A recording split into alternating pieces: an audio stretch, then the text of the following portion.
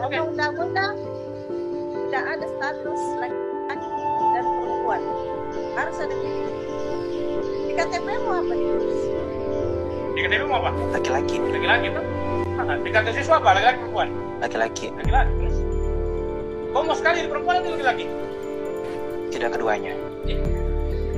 Di tengah-tengah, makanya gender netral, Pak. Tidak ada netral. Kau gender sendiri tuh. Karena saya mengidentifikasi diri seperti itu, Pak. Halo. Halo, panitia ambil ini. Bawa ke sana. Bawa ke sana, ambil tasmu.